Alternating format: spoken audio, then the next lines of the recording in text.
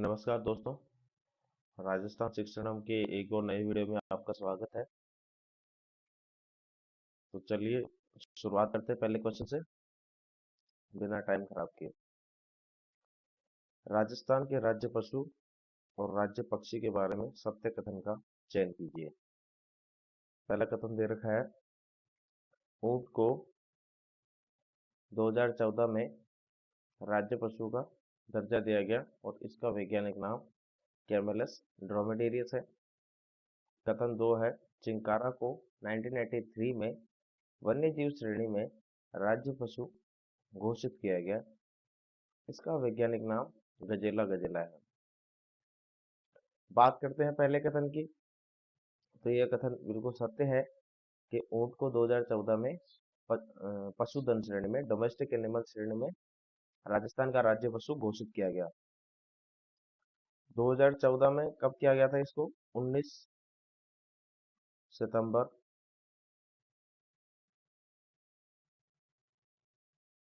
2014। 19 सितंबर 2014 को इसे राज्य का राज्य पशु घोषित किया गया था ऊंट को। ऊंटों की जनसंख्या तेजी से कम हो रही थी, इस वजह से इसको घोषित किया गया था और इसका वैज्ञानिक नाम क्या दे रखा है? कैमेलस ड्रोमेडेरियस। कैमेलस ड्रोमेडेरियस, याद रखिएगा दोस्तों। अगला क्वेश्चन दे रखा है, चिंकारा को 1983 में 1983 में वन्यजीव श्रेणी में राज्य का राज्य पशु घोषित किया गया। चिंकारा को 1983 में नहीं किया गया, 1981 में किया गया था। 1981 में, इसको याद भी कर सकते हैं, फिर इसकी डेट भी कैसे याद कर सकते हैं। इसका वैज्ञानिक नाम दे रखा है गजेला गजेला। गजेला गजेला 2 बार लिखा हुआ, गजेला गजेला तो 2 बार लिख लीजिए। 2 2 22 मई 22 मई 1981 1981 में दिया गया था। केजेडी को 1983 में दिया गया था, याद रखना है दोस्तों। ठीक है, इसके अलावा हम चिंकारा की और भी बात कर सकते हैं। चिंकारा शुभंकर भी है। चिंकारा जो है श्री गंगानगर का शुभंकर है, श्री गंगानगर का। ठीक है, याद रखिएगा, श्री गंगानगर का शुभंकर है चिंकारा। और इसकी बात करें, सबसे ज्यादा चिंकारा कहाँ पाए जाते हैं राजस्थान में? तो जोधपुर में पाए जाते हैं। ठीक है, याद रखिएगा, इसको छोटा हिरण भी बोल देते हैं। छोटा हिरण टाइप ही होता है और ये शाकाहारी होता है। एक चीज याद रखिएगा, ये क्या होता है? शाकाहारी होता है, मांसाहारी नहीं होता है। ठीक है, याद रखिएगा। चलते हैं अगले क्वेश्चन की तरफ। अगला क्वेश्चन है, वन विभाग की प्रशासनिक रिपोर्ट 2021 के अनुसार सर्वाधिक वन क्षेत्रफल वाले जिलों का अवरोही क्रम बताइए। अवरोही क्रम का कौन सा होता है? एक होता है आरोही, एक होता है अवरोही। आरोही में नीचे से ऊपर की तरफ चलते हैं अपन, कम से ज्यादा की ओर, और अवरोही में ऊपर से नीचे की तरफ, ज्यादा से कम की ओर। तो इसमें यही बताना है अपने को कि सबसे ज्यादा किस जिले में है, उसके बाद कम, फिर उससे कम, फिर उससे कम, फिर उससे कम, ऐसे बताना। तो पहला ऑप्शन दे रखा है उदयपुर, अलवर, प्रतापगढ़, 12, चित्तौड़गढ़, प्रतापगढ़। दूसरा ऑप्शन दे रखा है उदयपुर, प्रतापगढ़, अलवर, 12, चित्तौड़गढ़। तीसरा ऑप्शन दे रखा है अपने उदयपुर, अलवर, प्रतापगढ़, 12, चित्तौड़गढ़। चौथा ऑप्शन दे रखा है उदयपुर, चित्तौड़गढ़, अलवर, प्रतापगढ़, 12। बात करते हैं सबसे ज्यादा वन क्षेत्रफल, वैसे भी उदयपुर में ही है, और आप अगर देखोगे क्षेत्रफल में और परसेंटेज में, दोनों में ही उदयपुर पहले स्थान पर है। चारों में पहले स्थान पर उदयपुर दे रखा है। इसके अलावा परसेंटेज में देखोगे तो प्रतापगढ़ आपको दूसरे स्थान पर दिखेगा, लेकिन क्षेत्रफल में प्रतापगढ़ दूसरे स्थान पर नहीं है। ठीक है, प्रतापगढ़ को काट दीजिए, चित्तौड़गढ़ को भी काट दीजिए, तो बचता है अलवर। अलवर दूसरे स्थान पर है क्षेत्रफल में। इसके बाद में तीसरे स्थान पर, तीसरे स्थान पर कौन सा है? 12 है क्या तीसरे स्थान पर? तीसरे स्थान पर 12 नहीं है। ठीक है, याद रखिएगा, तीसरे स्थान पर कौन सा है? तीसरे स्थान पर प्रतापगढ़ है। ठीक है, चौथे स्थान पर 12 है और पांचवें स्थान पर चित्तौड़गढ़ है। ठीक है, याद रखिएगा, पांचवें स्थान पर कौन है? चित्तौड़गढ़ है। अब इसको अपन याद कैसे कर सकते हैं, इसकी ट्रिक बना रखी है मैंने आप लोगों के लिए। इसकी ट्रिक क्या है? क्षेत्रफल की याद रखिएगा। क्षेत्रफल को अपने कैसे याद करेंगे इसको? उदयपुर का लवर, उदयपुर, उदयपुर का लवर। ठीक है, उदयपुर का लवर याद रख लीजिए। उदयपुर का लवर प्रतापगढ़ में बातचीत करते हैं। उदयपुर का लवर उदयपुर के लवर प्रतापगढ़ में बातचीत करते हैं। उदयपुर साइड के लोग हैं तो वो वही जाएंगे बातचीत करने के लिए, तो इसको अपन याद कर सकते हैं। उदयपुर के लवर चित्तौड़गढ़ प्रतापगढ़ में बातचीत करते हैं। उदयपुर, से उदयपुर, लवर से क्या हो गया अलवर, लवर से क्या हो गया अलवर। इसके बाद में उदयपुर के लवर प्रतापगढ़ में, प्रतापगढ़ से याद रखिएगा, याद रह जाएगा प्रतापगढ़। बातचीत करते हैं, बात से 12, 12 को क्या बोलते हैं 12, और चीत से चित्तौड़गढ़। ठीक है, याद रखिएगा। इसके अलावा एक और पूछा जाता है कि इनको जो परसेंटेज है इनकी, हाईएस्ट परसेंटेज कितने प्रतिशत वन विभाग है, वन है, उस हिसाब से अगर पूछा जाए जिलों में, तो उसके वो हमने याद रखना है। इसको कैसे याद रखना है, यूपीएस,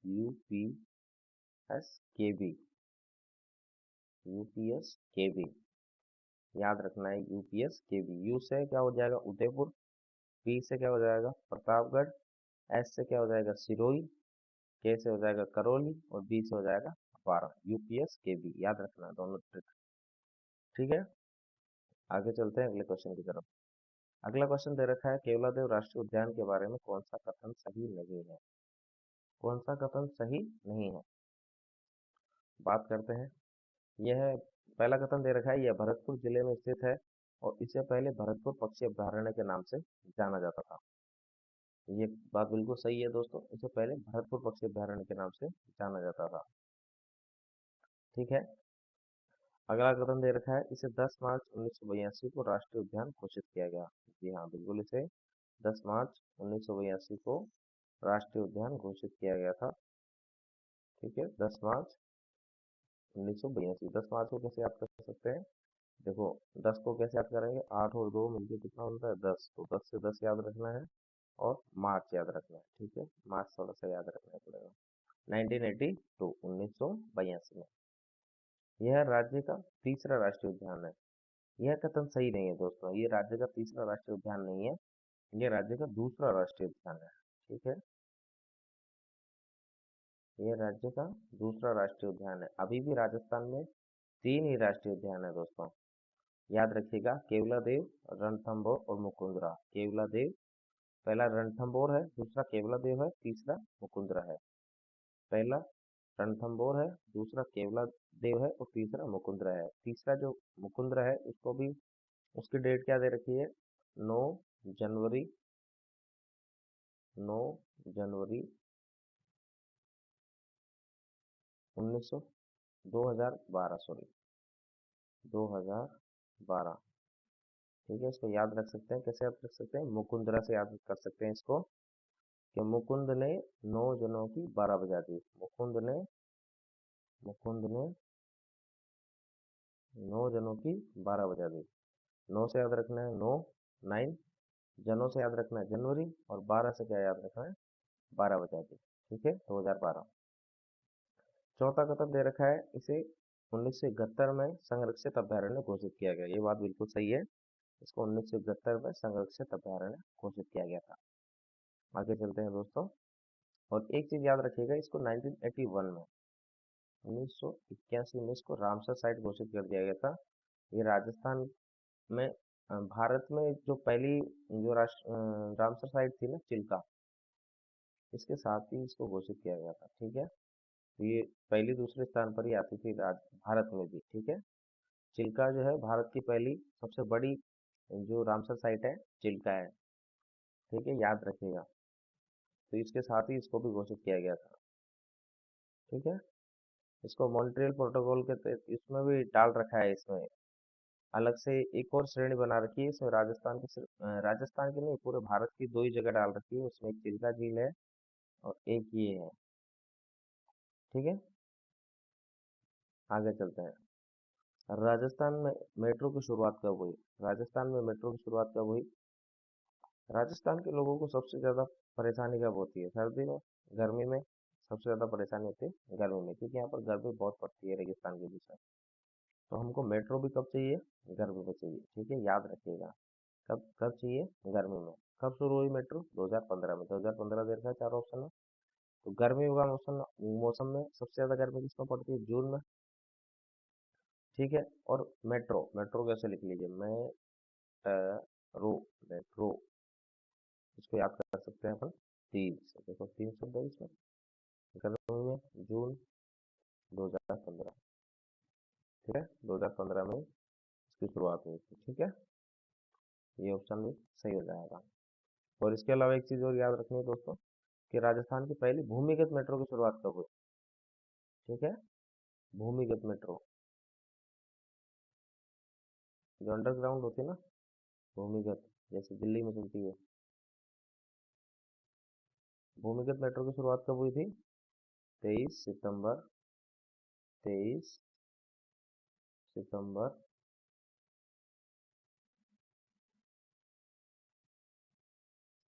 2020, 23 सितंबर 2020 को अपनी ये भूमिगत मेट्रो की शुरुआत हुई थी। किसने करी थी? गहलोत जी ने शुरू करी थी, ठीक है, याद रखिएगा। चलते हैं अगले क्वेश्चन की तरफ। अगला क्वेश्चन दे रखा है, राजस्थान की जनगणना के अनुसार राजस्थान में सर्वाधिक सर्वाधिक जनसंख्या घनत्व वाले 3 जिलों का चयन करें। सर्वाधिक जनसंख्या घनत्व 2011 के एक एक क्वेश्चन पूछा जाता है। तो सबसे ज्यादा जनघनत्व सबको याद है कि भाई जयपुर जिले का है, ठीक है, आप लोगों ने सही कर दिया होगा कि भाई हाँ जयपुर जिला है। दूसरा सबसे ज्यादा किसका है?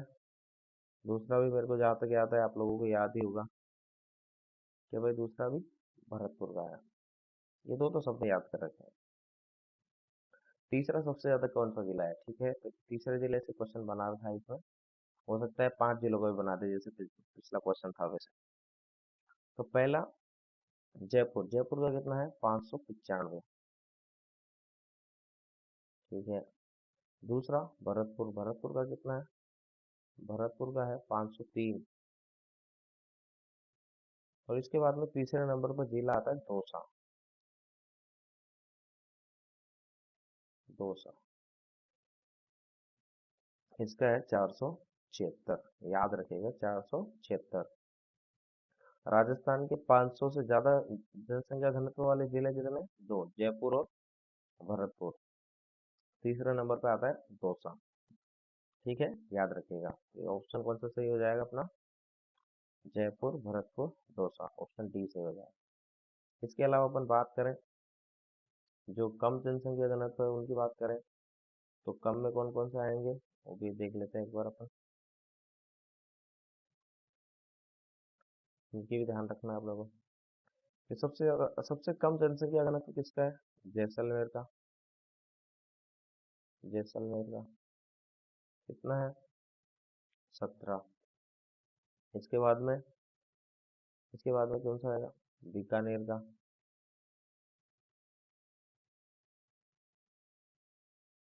बीकानेर का कितना है? 78।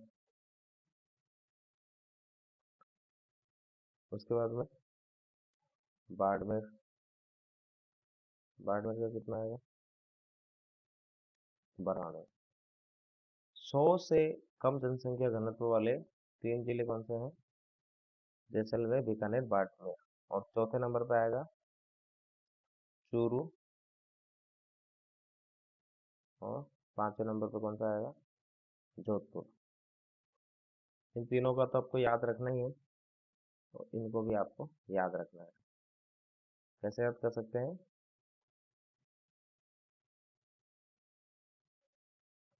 कि जैसे बीका बाढ़ लगा,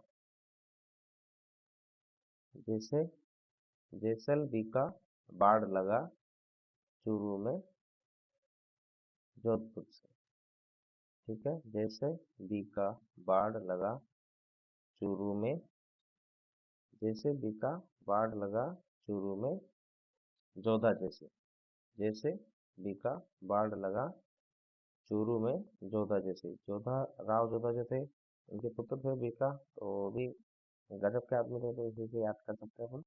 जैसे बीका बाढ़ लगा चूरू में जो जोधा जैसे, जैसे बीका बाढ़ लगा चूरू में जोधा जैसी, याद रख सकते हैं इसको। वरना आप इसको याद करेंगे तो आप कंफ्यूज हो जाएंगे, क्योंकि यहाँ पर जे है, फिर बी है, फिर बी है, फिर यहाँ पर चूरू लिखा हुआ है, उसके बाद में यहाँ पर देखोगे तो आगे जोधपुर दिखेगा आपको, तो कंफ्यूज हो जाओगे याद करने में। तो ये सबसे बेस्ट ट्रिक है, जैसे बीका बाढ़ लगा चूरू में जोधा जैसी। ठीक है, आगे चलते हैं अगले क्वेश्चन पे। एक क्वेश्चन और स्पेशली क्वेश्चन याद रखिएगा दोस्तों, कि राजस्थान का जो लिंग अनुपात है ना, राजस्थान का लिंग अनुपात कितना है? 200 है। अब इस 200 से कम वाले जिले कितने हैं? 12 जिले हैं।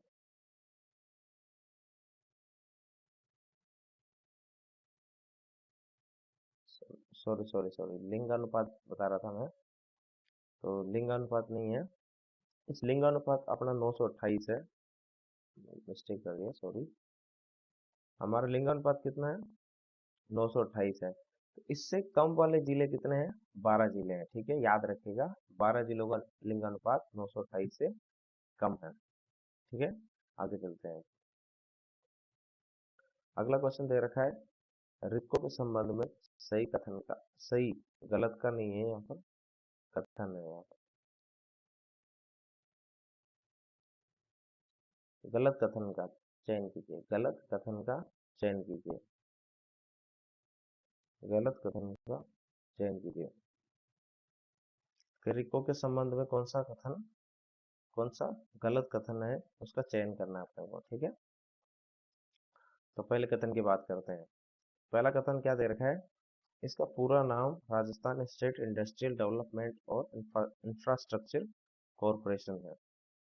अगला कथन क्या दे रखा है, इसकी गाइड टैग लाइन क्या दे रखी है, हमारे साथ बढ़ो।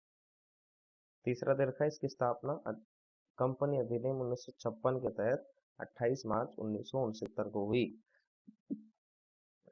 28 मार्च 1969 को राजस्थान राज्य औद्योगिक और खनिज विकास निगम के रूप में भी RSIMDC Rajasthan state industrial and mines development corporation के रूप में हुई। और RSI, चौथा कथन क्या दे रखा है, RSIMDC का विभाजन करके 1 जनवरी 1980 को रिको की स्थापना की गई। बात करते हैं पहले कथन की, तो इसका पूरा नाम राजस्थान स्टेट इंडस्ट्रियल डेवलपमेंट और इंफ्रास्ट्रक्चर डेवलप कॉर्पोरेशन नहीं है, यहाँ पर इंफ्रास्ट्रक्चर नहीं आएगा, इंफ्रास्ट्रक्चर डेवलप नहीं करता है, ये है इन्वेस्टमेंट। ठीक है, याद रखिएगा दोस्तों, ये उसको कभी भी आपको घुमा सकता है ऐसे, इन्वेस्टमेंट। ठीक है, इन्वेस्टमेंट, इन्वेस्टमेंट कॉर्पोरेशन है, इसका पूरा नाम क्या है, Rajasthan state industrial development and investment corporation. ठीक है, इसकी टैगलाइन सही दे रखी है, याद रखना इसको, हमारे साथ बढ़ो, हमारे साथ बढ़ो। इसकी स्थापना कंपनी अधिनियम 1956 का ही है, ध्यान रखना दोस्तों, कंपनी अधिनियम कब का है, 1956 के तहत की गई है इसका। और आगे दे रखा है, इसकी स्थापना RSIMDC के रूप में कब हुई थी, इसकी स्थापना 28 मार्च 1969 को हुई थी, 28 मार्च 1969 को, 28 मार्च 1969 को हुई थी। ठीक है, तब ये दो विभाग थे, एक तो ये इसी में था, अपना इंडस्ट्रियल डिपार्टमेंट भी इसी में था, और खनिज विभाग भी इसी में था। फिर खनिज विभाग को अलग से बांट दिया गया और इसको अलग कर दिया गया। तभी रिको की जब भी आप देखोगे तो दो आंसर आपको दिखाई देते हैं, एक आंसर 1980 भी सही माना जाता है, एक आंसर 1969 भी माना जाता है। लेकिन अगर पूछा गया कभी कि भाई रिको की स्थापना RSIMDC से अलग होकर कब हुई, तब यह सही माना जाएगा, बिल्कुल सही माना जाएगा, 1 जनवरी 1980 को। ठीक है, रिको का काम क्या होता है राजस्थान में, जैसे जो छोटे छोटे उत्पाद होते हैं या बड़े उत्पाद होते हैं, बड़ी कंपनीज होती है, उनको ऋण देना, लोन देने का काम करता है ये। ठीक है, याद रखिएगा, इसका काम क्या है, लोन देना। ठीक है, अगला क्वेश्चन की बात करते हैं। अगला क्वेश्चन दे रखा है, मेवाड़ की पुकार, मेवाड़ की पुकार 21 सूत्री मांग का संबंध कौन से शासक से? ये आप लोगों ने जनजाति आंदोलन पढ़े होंगे, उससे ये क्वेश्चन आया है। 1921 की बात है, 1921। 1921 में मोतीलाल तेजावत, मोतीलाल तेजावत जिनको क्या कहते हैं, भीलों का मसीहा कहते हैं, बाऊजी कहते हैं, और मेवाड़ का गांधी भी इनको कहते हैं। ठीक है, याद रखिएगा, मेवाड़ का गांधी मोतीलाल तेजावत को कहते हैं, मोतीलाल तेजावत को मेवाड़ का गांधी। तो इन्होंने एक आंदोलन शुरू किया, एक ही आंदोलन। कौन सा आंदोलन शुरू किया? एक ही आंदोलन। क्वेश्चन पूछा जाता है कहाँ से शुरू हुआ, महत्वपूर्ण बेसिक चित्तौड़गढ़ से शुरू हुआ था। ठीक है, कब हुआ था? 1921 में शुरू हुआ था। तो इसी के तहत इन्होंने जो मेवाड़ के महाराणा थे उनके सामने 21 मांग रखी थी टोटल, कि आप ये हमारी किस मांग है इनको पूरा कर दीजिए, हमारी कुछ मांगे हैं तो हम ये आंदोलन बंद कर देंगे। तो मेवाड़ महाराणा ने भी इनकी बात सुनी तो थी, और उन्होंने 18 मांगों को वापस स्वीकार कर लिया था कि भाई 21 में से ये 18 मांग मेरे को लगती है जायज है, तो मैं इनको स्वीकार करता हूँ, इसके अलावा मैं आगे स्वीकार नहीं करूंगा। तो इन्होंने इस आंदोलन को जारी रखा, और इसी के चलते आप लोगों ने एक नाम सुना होगा, नीमड़ा कांड, लेकिन आपको ये नहीं पता होगा कि नीमड़ा जगह है कहाँ पे। नीमड़ा कांड के बारे में आपने सुना होगा। 7 मार्च, ठीक है, 7 मार्च 1922 को विजयनगर के पास में एक जगह पड़ती है ये, विजयनगर,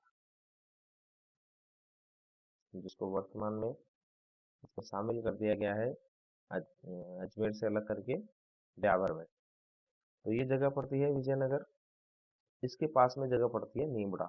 यहाँ पर 7 मार्च 1922 को यहाँ पर भीलों पर गोलियां चलाई गई थी। जो भील जो लोग थे, जनजाति आंदोलन करने के लिए जो लोग थे, इनकी सभा हो रही थी, इसी पे गोलियां चलाई गई थी, जिसमें लगभग 1500 के आसपास ये भील लोगों की मृत्यु हुई थी, आदिवासियों की।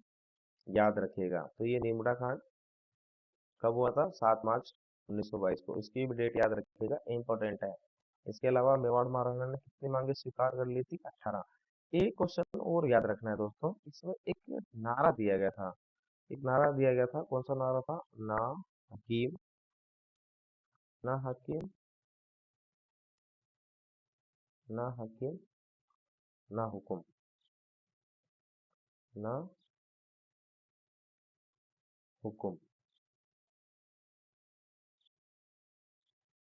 ठीक है, ये नारा किस आंदोलन में दिया गया था? एक ही आंदोलन में दिया गया था, किसके द्वारा? मोतीलाल तेजावत के द्वारा। ठीक है, मोतीलाल तेजावत के द्वारा। आगे जाके पूछा जाएगा, आप देखना, ये क्वेश्चन आपको मिलेगा कहीं ना कहीं आने वाले जो एग्जाम्स है उनमें। अब ये सवाल क्या दे रखा था कि मेवाड़ की पुकार 21वीं मांग का संबंध किस शासक से है? तो किस शासक से थे वो? उस टाइम शासक कौन थे? महाराणा फतेह सिंह थे। कौन थे? महाराणा फतेह सिंह। ठीक है, याद रखिएगा। आगे चलते हैं अगले क्वेश्चन की तरफ। अगला क्वेश्चन दे रखा है, गोगा जी के संबंध में सत्य कथन या कथनों का चयन कीजिए। गोगा जी की बात करते हैं। गोगा जी के बारे में क्या कह रखा है? पहला कथन दे रखा है, गोगा जी का जन्म चूरू जिले के ददरेव गांव में 1003 ईस्वी में हुआ था। ये बात बिल्कुल सही है। कहाँ पर हुआ था? ददरेवा गांव में हुआ था। ददरेवा कहाँ पर है? चूरू जिले में। और कब हुआ था? 1003 ईस्वी में। ठीक है, 1003 ईस्वी में। गूगल जी नहीं है, माफी चाहूंगा दोस्तों, यहाँ पर गोगा जी है। ठीक है, गोगा जी के पिताजी का नाम जेवर जी था। ठीक है, इनके पिताजी का नाम क्या था? जेवर जी, और ये चौहान जाति के थे। ठीक है, राजपूतों में चौहान शाखा से थे, चौहान।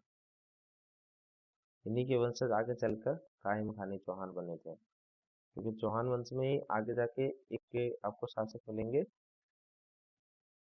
कायम सिंह। उन्होंने क्या किया था? सबसे पहले इस्लाम कबूल कर लिया था, तो वो कायम खाने मुसलमान हो गए थे। तो ये कायम खाने मुसलमान भी चौहानों की शाखा से ही। आगे क्वेश्चन क्या दे रखा है? माता का नाम क्या दे रखा है? बाछल देवी। याद रखना दोस्तों, जो लोक देवता है, खास तौर से पाबू जी, गोगा जी, तेजा जी, और इन देव जी, इनकी जिनके माता का नाम खास तौर से पूछा जाता है, तो इनको आप याद कर लीजिएगा। ठीक है, तीसरा कथन क्या दे रखा है? इन्होंने मोहम्मद गोरी से युद्ध लड़ा था। हाँ दोस्तों, इन्होंने युद्ध तो लड़ा था, लेकिन मोहम्मद गोरी से नहीं लड़ा था। मोहम्मद गजनी से लड़ा था, गजनवी था ना, गजनवी, मोहम्मद गजनवी, गजनवी से लड़ा था। और ये गजनी का था, ये इसकी जगह का नाम था गजनी, गजनी से आया था ये, पता नहीं क्या लेना है। और इसी ने ही 1025 में सोमनाथ पर आक्रमण किया था, महादेव मंदिर पर सोना लूटने के लिए आया था। ठीक है दोस्तों, याद रखना, मोहम्मद गौरी से नहीं लड़ा था, युद्ध किससे लड़ा था, मोहम्मद गजनवी से लड़ा था। चौथा कथन दे रखा है, इस इनका विवाह अमरकोट की राजकुमारी केलमदे से हुआ था। इनका विवाह किससे हुआ था, अमरकोट की राजकुमारी केलमदे से। अमरकोट की नहीं थी दोस्तों, केलमदे कहाँ की थी, कोलूमंड की थी। ठीक है, कोलूमंड। ये कोलूमंड कौन सा है, कौन से जिले में पड़ता है, आप जानते होंगे आराम से। कोलूमंड पड़ता है जोधपुर जिले में, जहाँ पर किसका जन्म हुआ था, बाबू जी का। किसका जन्म हुआ था, बाबू जी का। ठीक है, जिन्होंने केसर काल में घोड़ी थी, देवल चारणी की गायों को छुड़ाने गए थे, अपने जीजाजी से युद्ध लड़ा था, ये वही बाबू जी हैं। ठीक है, और और क्या दे रखा है, इनके गुरु का नाम गोरखनाथ था, गोरखनाथ जी थे, गोरखनाथ जी। इनके गुरु कौन थे, गोरखनाथ जी थे। क्वेश्चन आया हुआ है दोस्तों, याद रखिएगा, इनके गुरु का नाम क्या था, गोरखनाथ था। ठीक है, और पंच पीरों के बारे में आपने जानते होंगे। पंच पीरों में गोगा जी शामिल होते हैं क्या, बाबू जी, हड़बू जी, बाबू हड़बू, बाबू हड़बू, बाबू जी हड़बू जी, मेहा जी,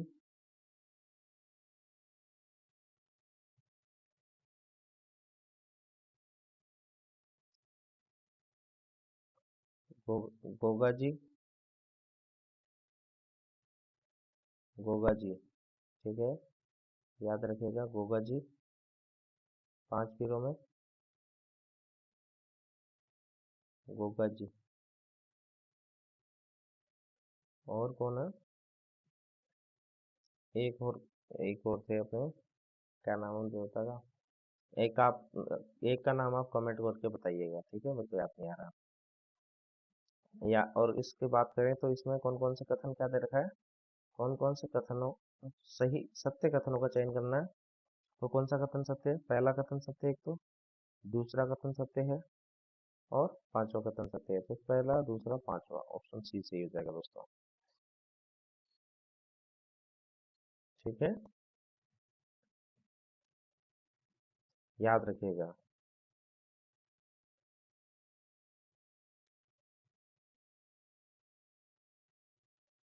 इसमें तेजा जी नहीं शामिल होते, याद रखना इसका, तेजा जी, तेजा जी पंचवीरों में नहीं आते। ठीक है, रामदेव जी आते हैं, अब बता देता हूँ इसकी, याद रखिएगा, रामदेव जी, बाबू हड़बू रामदेव, नेहा जी, और पांचों पेय पदार्थ जो गोगा जी गेहा। ठीक है, ऐसा कुछ कहावत है, उससे याद रहता है। आगे चलते हैं अपन अगले क्वेश्चन की तरफ। शीतला माता के संबंध में असत्य कथन का चयन कीजिए। असत्य कथन कौन कौन से हैं, उसके बारे में अपने को देखना है। पहला कथन दे रखा है, इनका मंदिर सील की डोंगरी चाकसू में स्थित है। सील की डोंगरी चाकसू कहाँ पर है, ये चाकसू जयपुर में है।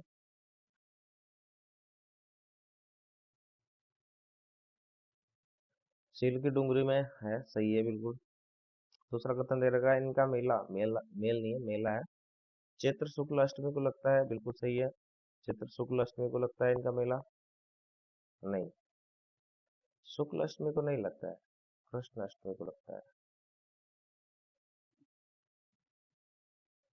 चैत्र कृष्ण अष्टमी, चैत्र कृष्ण अष्टमी को लगता है।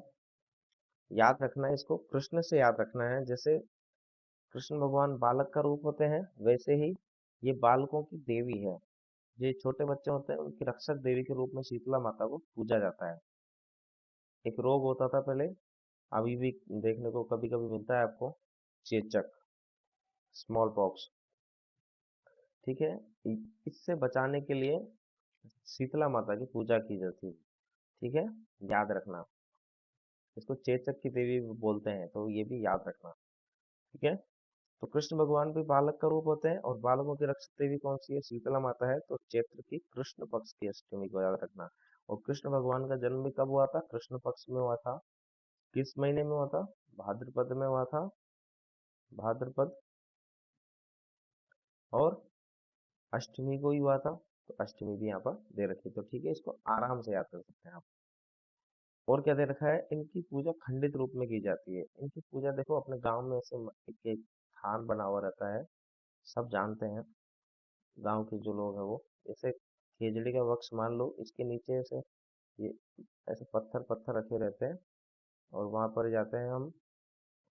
और ये कृष्ण अष्टमी के दिन अपने वो बासड़ा मनाते हैं ना, उस दिन जाते हैं। उस दिन ठंडा ही खाते हैं सब लोग, गर्म खाना नहीं बनाते। गांव के लोग तो आज भी नहीं बनाते। शहर के लोग तो एडवांस है, तो हो सकता है बनाते होंगे, बाकी गांव के लोग नहीं बनाते। आज भी ठंडा खाना ही खाते हैं। ठीक है, तो ये खंडित रूप में ऐसे इसकी पूजा की जाती है, वहाँ पर पत्थर रखे रहते हैं।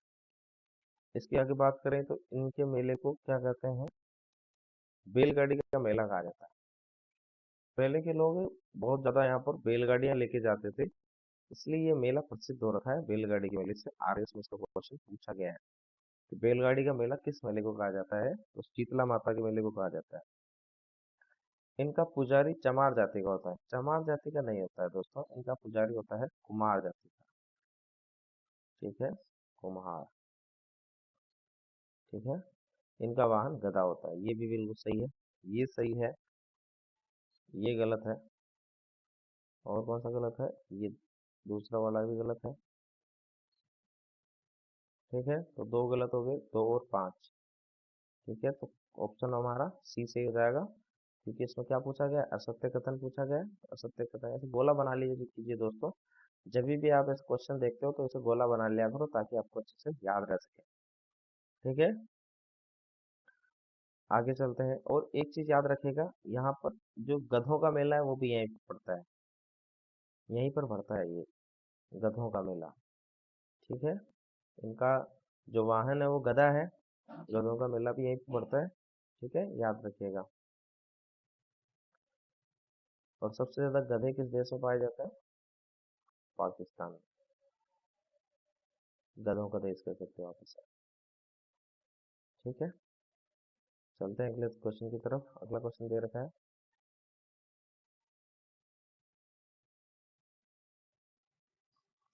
इस क्वेश्चन की बात करें दोस्तों तो इस पर पूछा गया है निम्नलिखित उत्सव में से कौन सुमेलित नहीं है? ठीक है, पहला दे रखा है थार महोत्सव जनवरी, मरु महोत्सव फरवरी, शीत महोत्सव दिसंबर, ग्रीष्म महोत्सव मई, पतंग महोत्सव जनवरी, मारवाड़ महोत्सव अक्टूबर।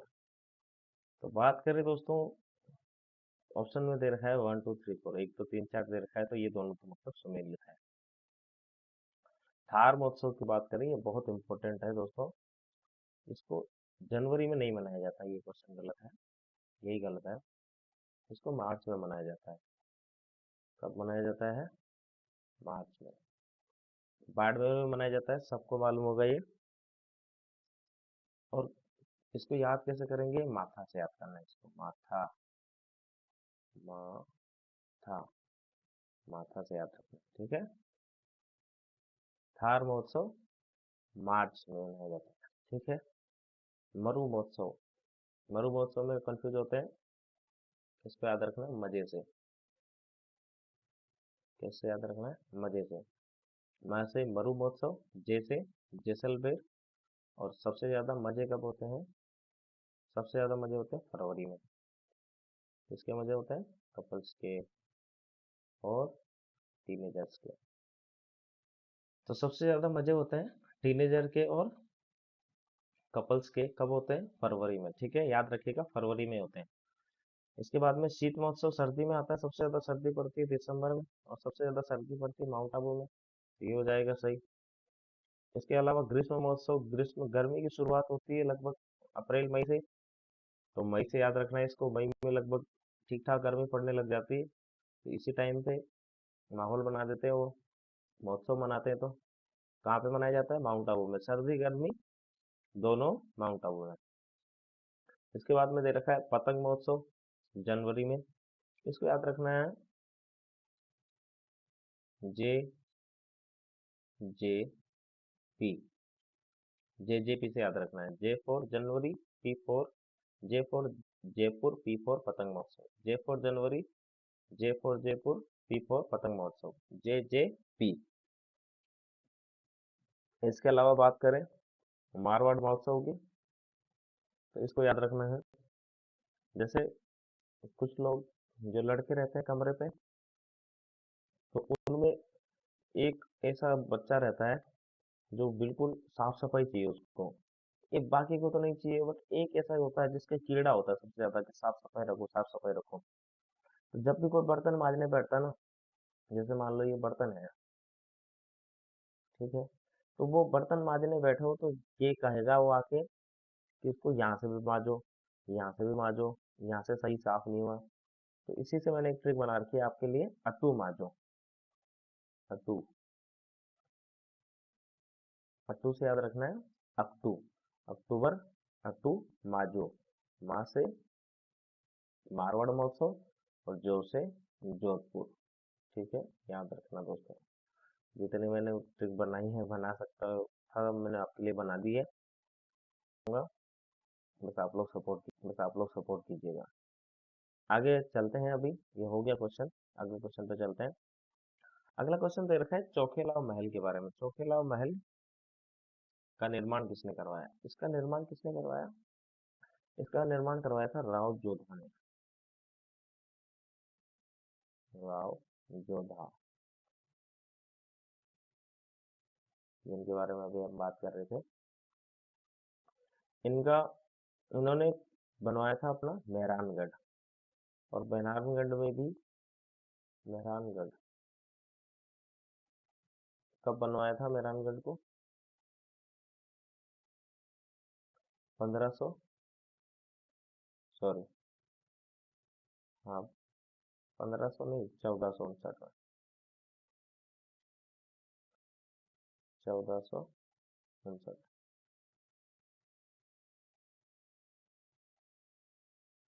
1459, ठीक है, याद रखिएगा। 1459 में बनवाया था, और इसी में ही राव जोधा ने चौखिलाव महल का निर्माण भी इन्होंने ही करवाया था। ठीक है, याद रखिएगा, चौखिलाव महल का निर्माण भी राव जोधा ने करवाया था।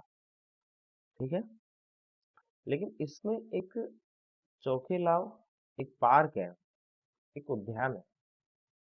चौखिलाव एक उद्यान है, उसका निर्माण का अगर बात करें, उसका क्वेश्चन अगर पूछा जाए, तो उसका निर्माण करवाया था अभय सिंह ने।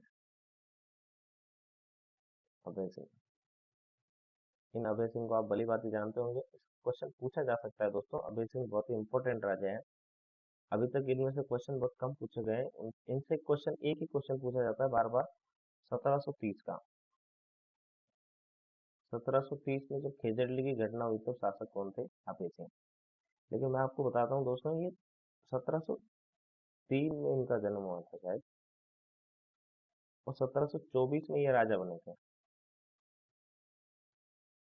1724 में इनके पिताजी का नाम था अजीत सिंह। कौन से अजीत सिंह? आप भली बातें जानते होंगे, वो ही अजीत सिंह जो औरंगजेब से जीते जी लड़ता रहा था, जिनको कि गोरा भाई ने बचा के, अपने पुत्र का बलिदान देके इनको बचा के लेके आई थी, वही अजीत सिंह। ठीक है, आगे बात करें तो इन 1724 में ये राजा बने थे, इनके पिताजी का नाम था अजीत सिंह। 1730 में ये घटना हुई थी। इसके अलावा एक, आपने एक राजरूपक ग्रंथ के बारे में पढ़ा होगा, राजरूपक। इस ग्रंथ में, ये ग्रंथ है वीर भांड द्वारा लिखा हुआ, वीर भांड। इन्होंने लिखा है भाई, इस ग्रंथ में जो राजा है अभय सिंह, और जो गुजरात के सूबेदार है सरबुलंद राय, इनके बीच में क्या हुआ था? युद्ध हुआ था। इसका वर्णन है इस राजरूपक ग्रंथ में। तो इसमें डेट दे रखी है 1787। ठीक है, लेकिन वो 1787 विक्रम संवत है। 1787 क्या है? विक्रम संवत है, इसको याद रखिएगा।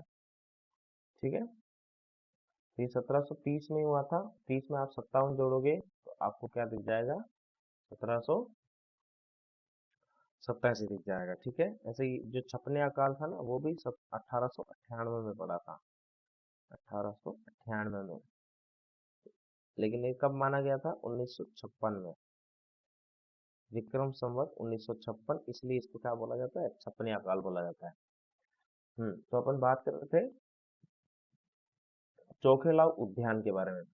चोखेलाव उद्यान को अभय सिंह ने बनवाया था 1739 में। इसकी खास बात क्या है कि इसके स्तर बने हुए हैं ना। ठीक है, ये 3 पार्ट में डिवाइड है। ठीक है, कितने पार्ट में डिवाइड है? 3 पार्ट में डिवाइड है, जिसमें से एक का नाम है फूलबाग। ठीक है, याद रखिएगा। पहले का नाम क्या दे रखा है? फूलबाग। और दूसरा उसको क्या बोलते हैं? उसको बोलते हैं चांदनी। चांदनी, या फिर उसका भी एक और नाम दे रखा है। उसका दूसरा नाम क्या है? मेहताब बाग। दूसरा नाम क्या दे रखा है? मेहताब बाग दे रखा है। इसके अलावा एक और दे रखा है, इसका याद रखना है। इसका तीसरा जो स्तर है उसको बोलते हैं बो स्थान। ठीक है, इसको क्या बोलते हैं? बो स्थान। ठीक है, याद रखना, बो स्थान। ठीक है, आगे चलते हैं दोस्तों। इतना बहुत होगा इस क्वेश्चन के लिए। अगला क्वेश्चन है। अगला क्वेश्चन दे रखा है, दीपावली पर हीड़ गीत गीत किस जनजाति के द्वारा गाया जाता है? हीड़ गीत की बात करें दोस्तों, तो इस मेरे हिसाब से मैंने भी गाया है कई बार। तो ऐसे एक दीपावली के दिन हम एक बर्तन लेके आते थे मिट्टी का बना हुआ। फिर खेतों में जाके ऐसे कोई जो पेड़ होता था उसकी जड़ से एक भम्पोड़ भम्पोड़ करके कुछ होता था, वो लेके आते थे, पता नहीं आप क्या बोलते हो। फिर उसके टुकड़े करके उसमें डाल देते थे, और इसको लेके अपन दीपावली के दिन ऐसे घूमते थे और गीत गाते रहते थे। गालो तेल बडेली बेल, गालो तेल बडेली बेल। ठीक है, याद रखेगा। तो ये बोल रखा है भाई, इसका स्पेशल गीत होगा कुछ। हीड़ गीत के बारे में किस जनजाति के द्वारा गाया जाता है? सहरिया के द्वारा। सहरिया जनजाति कहाँ पर पाई जाती है? सबसे ज्यादा सहरिया जनजाति 12 जिले में पाई जाती है। वही 12 जिसको हम क्या बोलते हैं? 12। ये देखो 1 2 लिखा हुआ ना, 21 लिखा हुआ है, लेकिन बोलते हैं उसको 12। एक याद रखना, सहरिया जनजाति का ही एक आला लैंगिक गीत है। आला लैंगिक।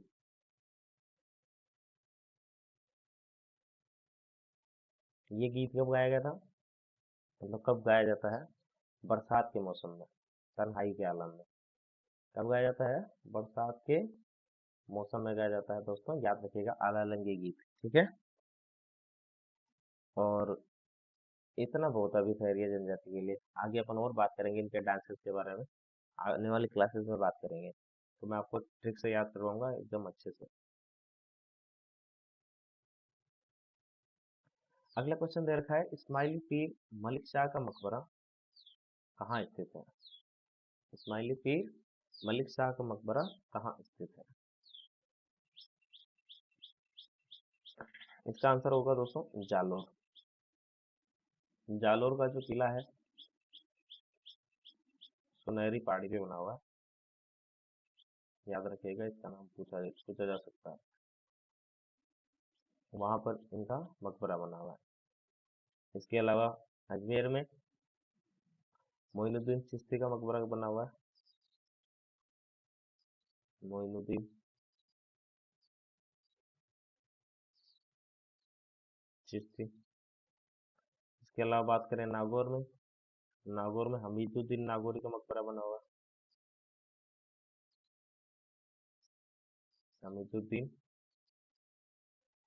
नागौरी, इनका मकबरा बना हुआ है। हमीरुद्दीन नागौरी के बारे में एक क्वेश्चन और पूछा जा सकता है कि ये किस सिलसिले से थे, इस क्वेश्चन पूछा जाता है। तो आप याद रखिएगा, ये भी चिश्ती सिलसिले से थे, चिश्ती। और ये जो मोइनुद्दीन चिश्ती थे, ये भी चिश्ती थे। ठीक है। इसके अलावा झालावाड़ में गागरुन का किला है, वहाँ पे झालावाड़ में मिठे शाह की दरगाह है।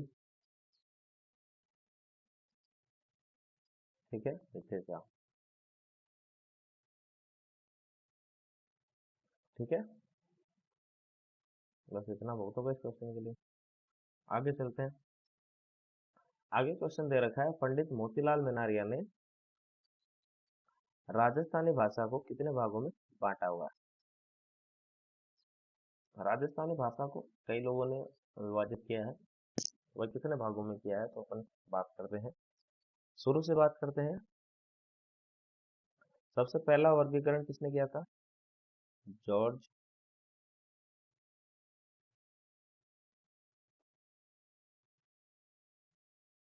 जॉर्ज अब्राहम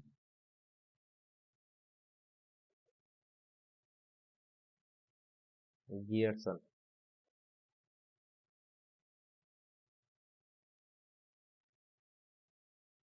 सबसे पहले वर्गीकरण इन्होंने किया था, इन्होंने 5 भागों में बांटा।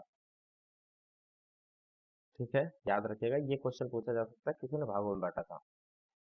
दूसरे भाई साहब अपने आए एलपी टेसीटोरी साहब, जो 1914 से 15 तक यहाँ पर रहे, अपने राजस्थान के बीकानेर में। 14 से 19 तक, सॉरी, 14 से 19 तक। कैसे याद रहेगा? जब तक अपने वर्ल्ड वॉर चला था, फर्स्ट डब्लू डब्लू 1 चला था, तब तक वो ये यहीं पर रहे थे। 1914 से 1919 तक ये घर नहीं गए थे, तो यहाँ पर रह के तो इन्होंने पढ़ाई कर ली। इन्होंने साहित्य पढ़ लिया, चारण साहित्य पढ़ा और भाट साहित्य पढ़ लिया। इन्होंने पता कर लिया, वह दोनों अलग अलग होते हैं। चारण क्या करते हैं कि चारण वन इतिहास लिखते हैं। भाट क्या करते हैं कि भारत भाट जो वंशावलियाँ लिखते हैं। तो इन्होंने दोनों को 2 भागों में बांट दिया। तो राजस्थान की बोली को कितने भागों में बांट दिया? 2 भागों में बांट दिया। एक इधर चारणों की भाषा को क्या देते हैं नाम? पश्चिमी पश्चिमी राजस्थानी। और इधर पूर्वी राजस्थानी। ठीक है, पश्चिमी राजस्थानी और पूर्वी राजस्थानी। पूर्वी राजस्थानी भाटों की भाषा है, पश्चिमी राजस्थानी चारणों की भाषा है। इसके अलावा पश्चिमी राजस्थानी को क्या बोलते हैं? डिंगल।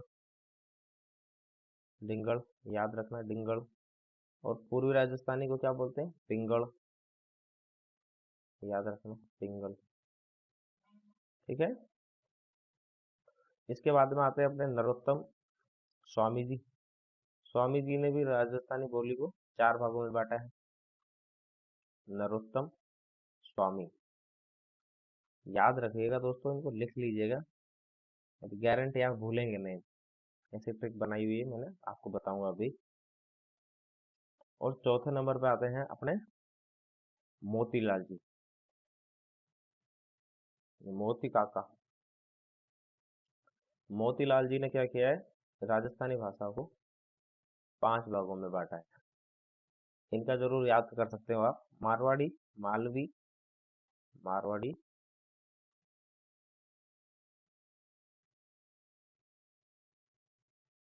मालवी,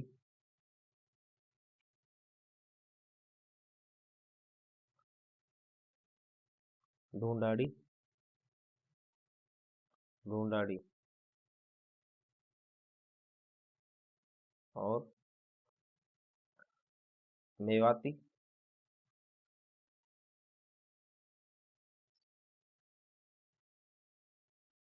और बागड़ी। ध्यान रखिएगा दोस्तों, इन्होंने मेवाड़ी भाषा नहीं डाली। ठीक है, इन्होंने मेवाड़ी नहीं डाली थी। और इनके वर्गीकरण को मुख्य माना जाता है। किसके मुख्य किनके वर्गीकरण को? मोतीलाल जी के, मोतीलाल मेनारिया। तो मैंने इसके लिए आपको एक ट्रिक बना रखी, जिससे आपको ये चारों याद हो जाएंगे। टेसिटोरी तो आपको याद रह जाएंगे, जितना मैंने डिटेल में बताया इससे। इसके अलावा कैसे याद करेंगे? आपको याद रखना है एक लाइन, मोतीलाल जी की गाड़ी में, मोतीलाल जी की गाड़ी में 5 गियर है, 5 गियर है। मोतीलाल जी की गाड़ी ले आए एक नई, जिनमें कितना गियर है, 5 गियर है। और स्वामी जी की गाड़ी में 4 गियर, स्वामी जी की गाड़ी में 4 गियर है। स्वामी से याद रखना नरोत्तम स्वामी जी और मोतीलाल जी, और गियर, गियर से याद रखना गियरसन। तो मोतीलाल में नारियल और गियरसन ने कितने भागों में बांटा है, 5 भागों में। स्वामी जी की गाड़ी में कितने गियर है, 4, तो स्वामी जी ने कितने भागों में बांटा है, 4 भागों में। एलपी टेसिटोरी ने कितने भागों में बांटा है, 2 भागों में, पश्चिमी और पूर्वी राजस्थान में। ठीक है, याद रखिएगा इतना, ये क्वेश्चन आप याद रख लेंगे तो आपको क्वेश्चन गलत नहीं होगा। आगे चलते हैं। आगे क्वेश्चन दे रखा है लोक सेवा गारंटी अधिनियम का। लोक सेवा गारंटी अधिनियम क्या है दोस्तों, दे रखा है ये कब आया था, ये है क्या।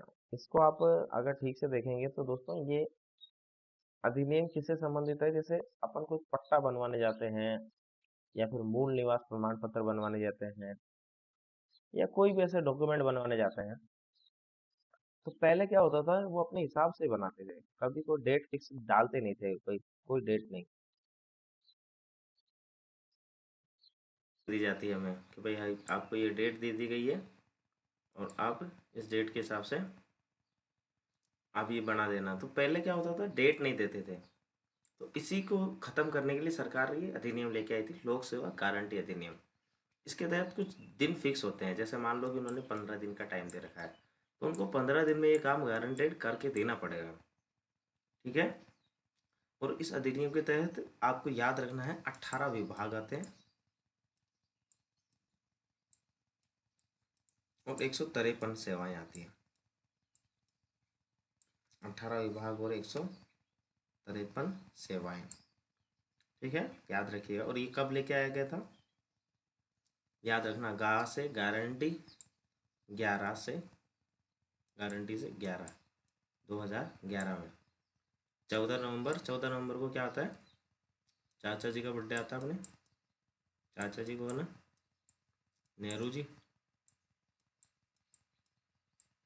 नेहरू जी के बर्थडे के दिन ये लाया गया था 2011 में। ठीक है दोस्तों, ये आज की क्लास हम यहीं समाप्त करते हैं। आशा करता हूँ आपको सब कुछ समझ में आ गया होगा, तो आपको भी अच्छा लगा होगा। ठीक है, धन्यवाद दोस्तों, जय हिंद।